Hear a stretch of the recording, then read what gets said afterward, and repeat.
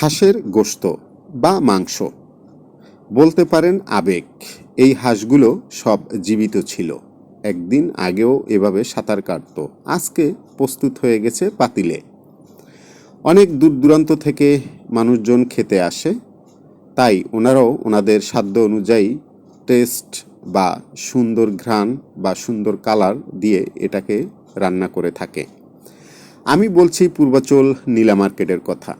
আপনারা অনেকেই এখানে এসেছেন। আমরা আজকে যে দোকানটায় খাওয়া দাওয়া করব ভাবছি, সেটির এই হলো অবস্থা। লাকড়ির চুলা দিয়ে রান্না করছে, বেশ ৩-৪ জন লোকও আছে এখানে পরিবেশন করার জন্য।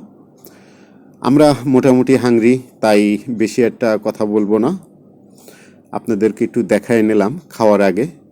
আপনারাও আসতে পারেন, মোটামুটি একটি সময় পার করে এখানে খাওয়া দাওয়া করতে বেশ ভালোই লাগে। আজকে তাহলে এই পর্যন্তই। পূর্বাচল নীলা মার্কেট থেকে আপনাদের সকলকে অফুরন্ত ভালোবাসা।